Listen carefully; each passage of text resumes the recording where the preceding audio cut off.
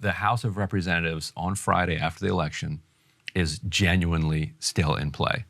And so if you're listening to this on the podcast, you're watching on YouTube, I would suggest pausing and writing some of these down so you can have fun with these over the weekend, following some of these House races as the votes are coming in. So currently, the Republicans look to have the lead in about 211 districts, with Democrats having the lead in about, Republicans have about 211 called. Democrats lead in 214. In other words, Republicans are in the lead, and if everything stays as it is, they will narrowly win the House. Yeah. But there are a significant number of races that could flip, and here are the ones that Daniel at Taniel at TANIL. He's great. If you don't follow him for elections, so good. What's the name of his new publication? I don't know. I'll try to remember it and put it in. I'll give him an extra tweet for getting the name of his new publication, but it's great. So here are the races. So Arizona 6, Democrats are slightly trailing in that, but there's a lot left to go. California 3, and then he lists also California 13, 22, 27, 41, and 45. A couple of those, 41 in particular, I think 13 in particular, are very close.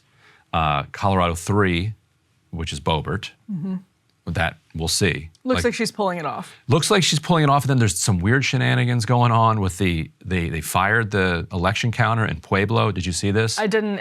This is going to recount either way. And the Secretary of State has sent a new supervisor into Pueblo, saying that the supervisor screwed up, the Democratic supervisor there screwed up. That one will go to recount. That could decide it. Then New York 22, which Republicans are up by about 2,000 in right now. That looks fairly strong for Republicans. But then Oregon 5. And so they need to win 4 of the ones that I just listed. And I think there's 2 in California that they have a very solid shot on, because in California, the votes become more Democratic as they continue the count. That's been the pattern. More young people vote super late. On election day, they drop their mail ballot in. And so it could take weeks for us to know these. But historically, the pattern has been that every day that goes on, the Democratic margin grows, which they got to get a better system, because it just feeds paranoia. It's not like this is not corrupt. There is a reason to, you can explain exactly why it happens this way. Young people procrastinate, but still Republicans look at it and like, boy, isn't that interesting? We thought we had it, and then all of a sudden the votes are gone. So there's at least 2 there, and then Arizona 6, I think, is probably their best shot to get the 3rd, and then the 4th, which would be 218, would be Oregon 5, which is Jamie McLeod Skinner. It's an interesting race. Progressive, who knocked Kurt Schrader, who was one of the Unbreakable 9, this like right-wing Democrat who held up the Build Back Better bill. She primaried him. She beat him, and then the DCCC did invest almost $2 million in the race, but then left in the last several weeks of the race. They say that they were expecting the House Majority PAC to come in, because that's how it works in general. Like DCCC Super PAC does a couple weeks, then House Majority PAC, the other Super PAC, comes in. House Majority PAC did not come in. They're like, too progressive, not going to win. Right.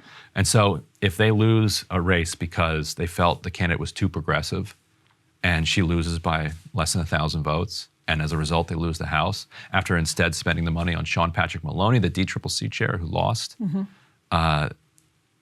I'd like to say there'd be a reckoning, but I've been doing this long enough that there probably won't be. But so that means the most likely outcome I see from this, hilariously, is 218 for Republicans. It's wild. Which means that over the next year, if that happens, there's a considerable chance that there's an open seat for some reason. And a special election. And then there's a special election for control of the House of Representatives. Yeah. And again, we're kind of going to see something like that in Georgia on the Senate side, likely. It depends on how some of these races shake out, Nevada being one of them. But we're seeing the runoff turn into something like that, kind of. But a special election for control of the House in the next year. I mean, it's just, think of... And during the special election, then it's 217. Right. Who knows? What do you do with that? What do you do with it, period? I mean, what happens in Washington? This could get really interesting, actually. A deadlocked House? Yeah. Antitrust? Wild. I mean, just wild. So extremely wild. And on the right, there are some complaints also about McCarthy and what we were just talking about with the D trip, that he put money into places that they didn't need. I mean, we could talk about McConnell and McCarthy both, but a lot of that is, he was very proud that he recruited and fielded a lot of female candidates, a lot of minority candidates in particular. And there's a little bit of, I think, anger, irritation that the money wasn't apportioned in the right way, races that were more winnable as opposed to races that were to prove, somebody like Mayra Flores could hang on to this D+14 redrawn district with San Antonio in it. She cut into that margin. She outperformed Trump in the district, but that was never, it was really never probably going to happen. But then if he doesn't, it's tough because if you don't spend in that race, then you get dunked on for that. Like, I do feel some sympathy for people at the end of this because you're going to get hammered for some of the races that you miss. It's just going to happen. Cable news is ripping us apart, dividing the country, making it impossible to function as a society, and making it impossible to know just what is true and what is false. But the good news is they are failing and they know it. That is why we're building something new, a new mainstream, a healthier one, something more trustworthy, something that we are going to need in one of the most pivotal times in American history. We are building up here for the midterms, for the upcoming presidential election, but we need your help. So if you can help us out by becoming a premium member today at breakingpoints.com, we're trying to change America for the better and the entire world. So what are you waiting for, guys? Go to breakingpoints.com and sign up and help us build a new mainstream.